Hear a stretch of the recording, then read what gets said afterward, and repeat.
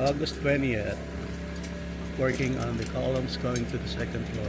I think it's gonna reach up to the roof now.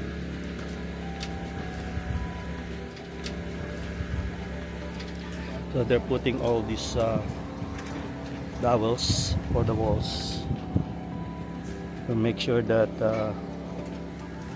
it's all done before we pour concrete, because we don't want to drill. We're afraid that we might hit all these electrical and plumbing lines. It's gonna be a big problem. So we have decided to just to trace all the location of the walls to put all these dowels. So the ready mix company is gonna come in today to measure how much amount of concrete that we need to for the pouring on Monday. I think the weather on Monday will be a lot better compared to the last week. Today is a good day for pouring, but we're not ready yet. So later on they're gonna come and measure all the looks like it's gonna be the same amount as when we pour the basement, because we already poured this area, the living room area and the dining room area. So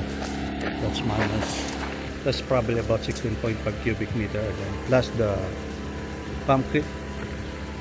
So we're gonna use concrete this time because we had a hard time last time when we were doing it manually.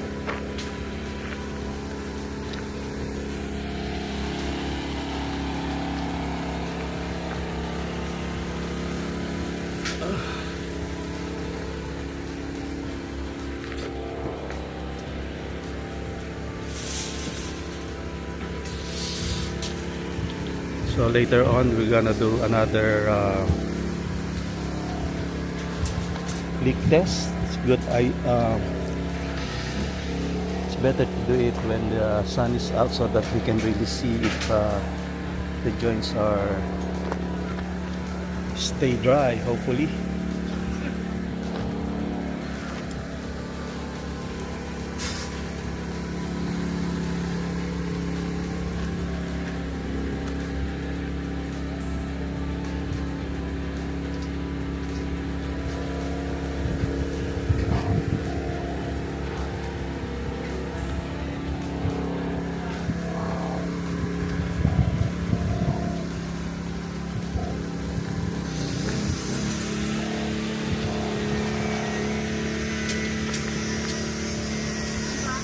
Gonna be the view of our house from the street. Almost the entire length of the house can be is visible to the street, up to the balcony at the end. Although this sampalok tree is blocking the house, it looks like it's shorter when you're looking at this area, because almost the top of the bar rivers is gonna be the roof line. It's a little higher, 2.2 meters higher than the rivers. So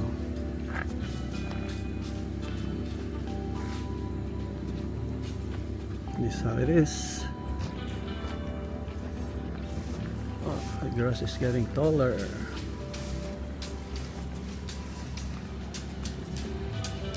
So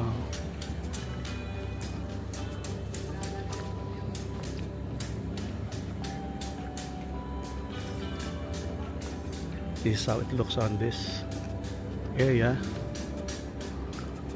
Lunch pool level, basement, and then the ground floor.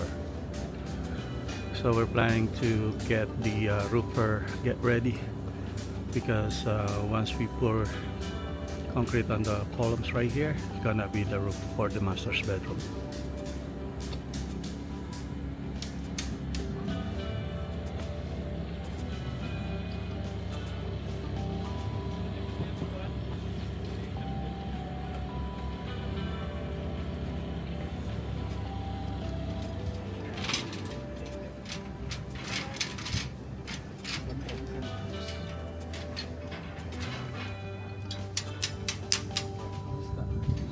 Hey, the guy from Ready Mix Concrete is here. measuring how much volume do we need for Monday's pouring. So I already confirmed it with the concrete manager. It's gonna be definite, hopefully wouldn't rain. Based on the forecast is forecast is light rain, so that should be an ideal time to pour concrete. Right now we're just make some adjustment with that column because when I checked it's not aligned to the wall, so they're moving it.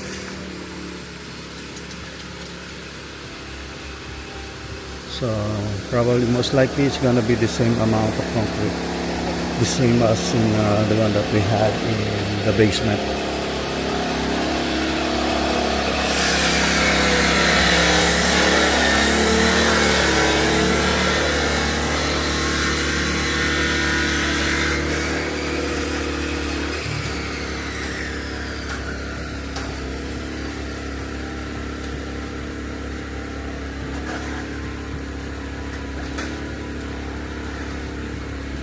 So my concrete price plus concrete is about 224,000. That's coming Monday. Lasha.